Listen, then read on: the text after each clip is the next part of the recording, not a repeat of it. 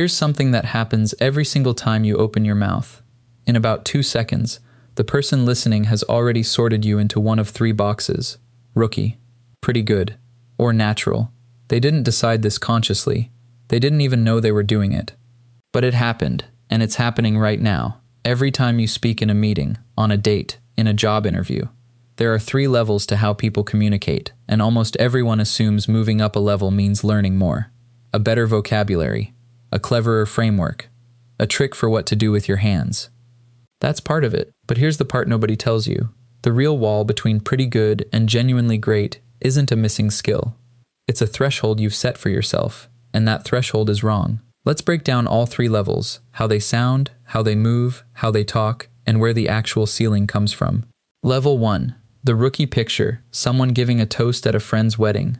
Not because they wanted to, because someone handed them a microphone and there was no getting out of it. Their voice is the first giveaway. It's flat. Same speed from the first word to the last. Same pitch. Same low hum of nervous energy sitting under every sentence, whether they're describing how the couple met or making a joke that was supposed to land. There's no melody to track. And underneath that flatness, the sentence is held together with glue. Like, you know.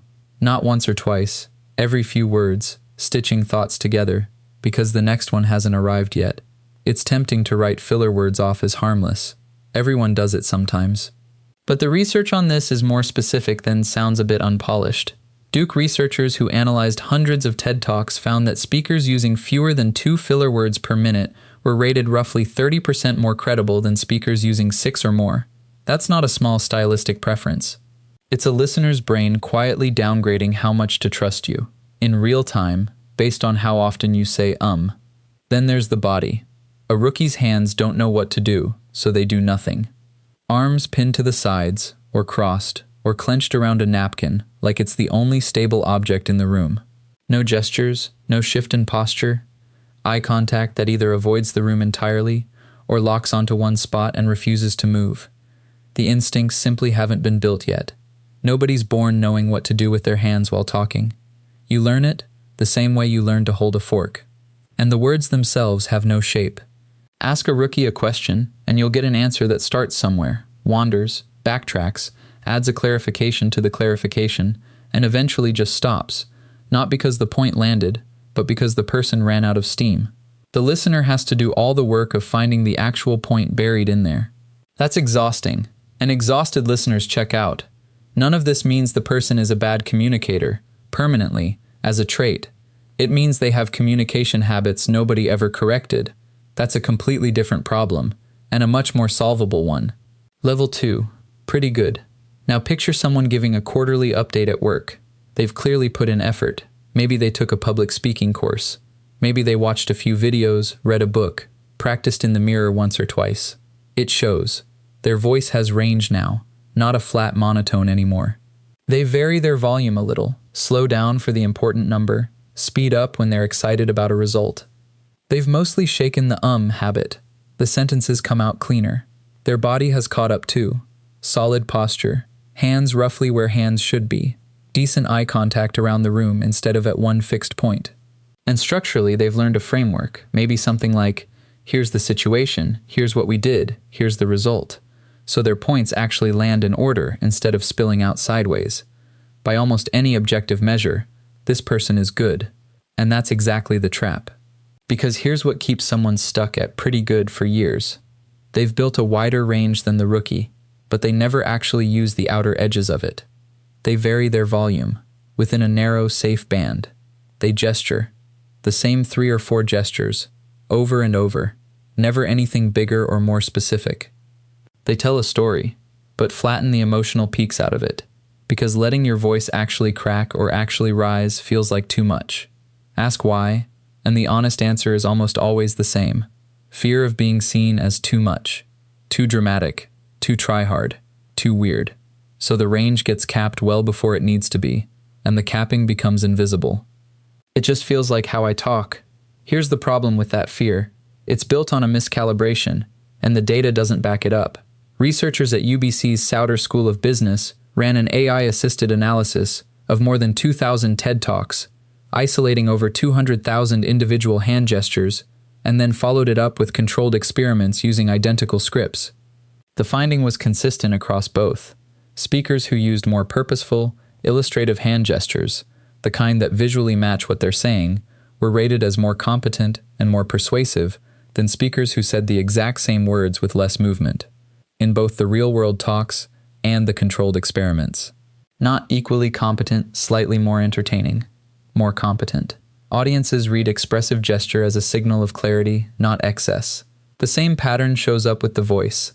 A separate analysis by Science of People found that the most viewed TED Talks used nearly double the number of hand gestures of the least viewed ones, and that vocal variety, meaning the swings in pitch, pace, and volume, correlated directly with how charismatic and credible a speaker was rated. The people staying safely in the middle of their range aren't protecting themselves from looking foolish. They're actively suppressing the exact behaviors that make an audience trust them more. So the honest diagnosis of a pretty good communicator isn't a skills gap. They already have the tools. What's missing is the trust to actually use them. Level 3. The natural watch. Someone who's fully at ease in front of a room, not performing, just talking, and somehow every word lands. What separates them has nothing to do with extra knowledge. They've simply stopped rationing their range and started using all of it, without having to think about it first. Break the voice down, and there are really 5 separate dials a natural communicator has full access to, all working at once. Rate of speech. Fast to show excitement, then a hard stop into something slow and deliberate to make a single point sink in. Volume. Loud enough to fill a room with energy, then dropped almost to a whisper to pull people in closer. Pitch. High and playful one moment, low and grounded the next. Tonality. Real emotion actually audible in the voice, instead of flattened out into a neutral, safe register. And the pause, held on purpose, right before or right after the sentence that matters, doing more work than any word could. None of these dials is exotic. A pretty good communicator has technically used all 5 before. The difference is a natural communicator turns them all the way up, in the same 2 minutes, without flinching. There's actual brain-level evidence for why this matters so much. Research using EEG measured how quickly listeners' brains register a shift between a confident-sounding voice and an unsure one, and found the difference gets picked up within about 200 milliseconds, roughly a fifth of a second. Your audience isn't consciously grading your tonality. Their brain is doing it instantly, below the level of thought, before they've even processed the sentence. The body follows the same logic. Naturals have a wider gesture vocabulary, not random flapping, but specific movements that actually mirror the content. Hands spreading apart on the gap kept growing, a fist closing on, and that's when it clicked. And they understand something most people never think about. Your face is doing communication work of its own, separate from your voice. If your face shows real emotion but your voice stays flat, the emotion doesn't transfer. The mismatch just reads as fake. If your voice shows emotion but your face stays still, same problem. The two have to move together, syncing what people hear with what they see, or none of it actually lands as sincere. And then there's the word toolkit, the part that turns information into something people actually remember. Naturals rarely just state advice flatly. They reach for a story, an analogy, a comparison, because those formats work on a completely different part of the brain than a plain assertion does. There's a well-documented effect in narrative psychology called transportation. When a listener gets pulled into a story, they're not evaluating your claim from a skeptical distance anymore. They're inside it, which is exactly why a well-placed story persuades in a way a bullet-pointed argument never quite manages. Here's the shape of it in practice. Say you wanted to tell someone their excuses are holding them back. You could just say that, flat, forgettable, in one ear and out the other. Or you could tell them about a rock climber standing at the base of a cliff, listing every reason the route can't be climbed: the wrong shoes, the wind, the chalk running low, while 3 other climbers who had the same excuses available to them are already 40 feet up, mid-route, moving. Same message, wildly different amount of it that actually sticks. That's the toolkit a natural communicator reaches for by default, without having to think about which tool fits. So here's the actual answer to what separates these 3 levels. And it's not what most advice on this topic tells you. It's not that rookies lack talent. Pretty good communicators lack technique, and naturals have some rare gift. All 3 groups largely know the same tools exist. The gap is in how much of the range each one is actually willing to use. And the fear that stops people at pretty good is based on a wrong prediction. You think going bigger will make you look like you're trying too hard. The research says the opposite. Audiences consistently reward more range, not less, right up to a point almost nobody actually reaches. If you want a way to check where you actually sit, do this.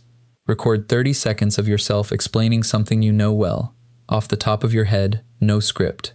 Then watch it back and count exactly 2 things: how many filler words you used, and how many times your volume, pace, or pitch actually changed. Most people are startled by both numbers, and usually in the same direction. More filler words than they thought, less range than they thought.